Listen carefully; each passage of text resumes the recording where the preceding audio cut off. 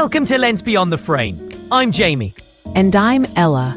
Today, we're diving into the weird, wonderful world of photography that refuses to just be photography. Yeah, because apparently a photo isn't enough anymore.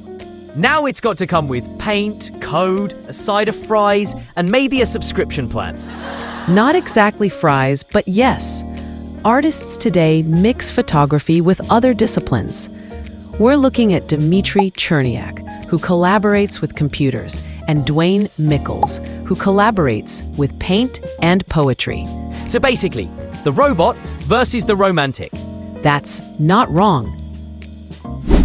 Let's start with Cherniak. He's a creative coder based in New York. His art is called generative photography, meaning he uses algorithms to transform photos into wild, geometric visuals. So like, he's teaching a computer to be Picasso. More like teaching it to roll dice with math. He writes the rules, but randomness decides the final look. That sounds like my cooking. I know the rules. Randomness decides whether we eat or order Uber Eats. The point is, he's combining photography with computer science. A single photo can spawn hundreds of unique outputs.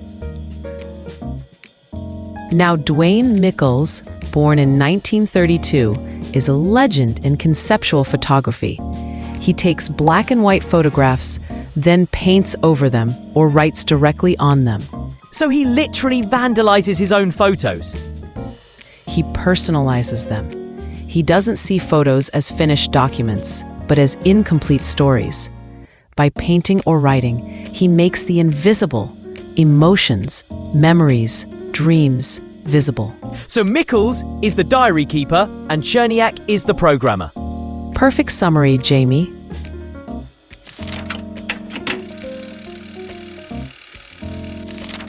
Cherniak's piece, The Eternal Pump, is a perfect example. At first, it looks like digital abstraction. Shapes, colors, motion. But beneath it, there's a photographic base. He's asking, what if photography never had to stop at one image? Okay, but does it look like a photo? Nope, and that's the point. He transforms it beyond recognition. Now compare that with Michals' chance meeting. Two men pass each other in an alley. Simple, right? But then he paints around them, colors, strokes, like emotional weather surrounding the figures. Suddenly, it's not just about two strangers. It's about fate, about tension. See, I love that. Cherniak deletes the people, Michals paints over them. It's like one hates humans, the other can't stop overthinking them. That contrast is exactly what makes them fascinating. So what are they actually trying to say with all this? Cherniak's message is about systems and chance. He wants us to see photography not as a frozen truth, but as material that can evolve infinitely. So he's like, stop treating photos like receipts. Start treating them like possibilities. Exactly. And Michals? His message is deeply personal. His handwritten captions often say things like, "We are all mortal," or "Love is fleeting." He's showing that photos don't capture feelings, but his brushstrokes can. So Cherniak talks to your brain, Michals talks to your heart. Spot on. Traditional photography is about capturing reality. Both artists rebel against that. Rebels without a tripod. Cherniak uses his photos as data. You may not even recognize the original. Michals, on the other hand, literally disrupts the photo by scribbling and painting on it. Imagine if Instagram filters worked like this. One turns your face into geometric cubes, the other writes sad poetry over your selfie. Honestly, I'd use both. Cherniak appeals to logic and curiosity. Viewers think, how is this even a photograph? Yeah, he's the science fair art kid. Michals appeals to emotion. Viewers feel nostalgia, melancholy, intimacy. He's the late-night poetry Tumblr kid. Exactly. Different tools, different impact. So, final verdict, who wins? Personally, I find Michals more effective. His vulnerability is timeless. Same. His work feels like someone trusted you with their secrets. Cherniak's feels like an advanced screensaver that got into philosophy class. And that's the beauty of interdisciplinary photography. It proves that a photograph isn't the end, it's the beginning. So, to wrap this all up, we've looked at two photographers who couldn't be more different in how they use photography. On one side, Cherniak, the coder, mixing photography with algorithms and randomness to appeal to logic and reason. On the other, Michals, the poet, layering photos with paint and words to appeal to emotion. Yes. And what's really striking is how both approaches start with the same thing, a photograph, but end in completely different places. Cherniak almost erases the human presence and replaces it with patterns and systems, while Michals places humanity at the very center. Cherniak shows us that photos aren't just frozen memories, they can become endless possibilities. His work asks questions like, what if chance and code could shape art? And Michals reminds us that photos can't capture everything on their own. His brushstrokes and handwriting go beyond the visible world. He asks, what about the feelings, the stories, the personal truths that the camera can't show?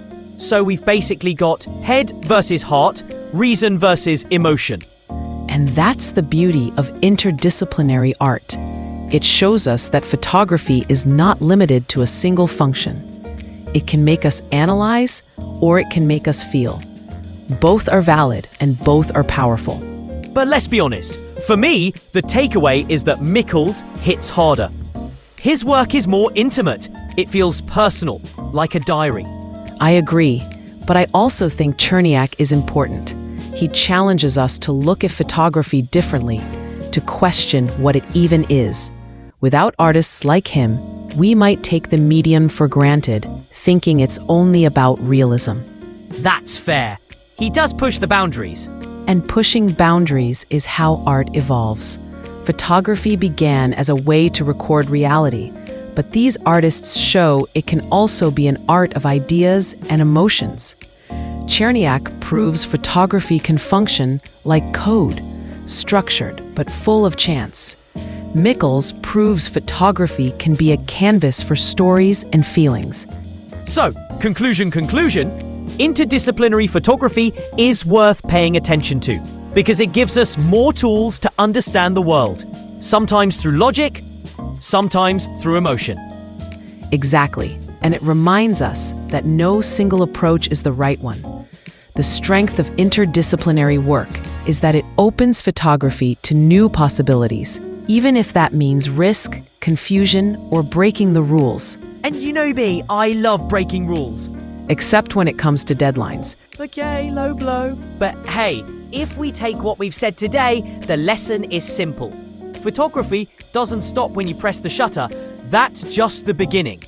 Yes, and whether it's transformed through code or painted with emotion, it can still communicate powerfully, just in different ways. And both of them prove that photography is still evolving, still expanding. It's alive. So, the audience has two takeaways.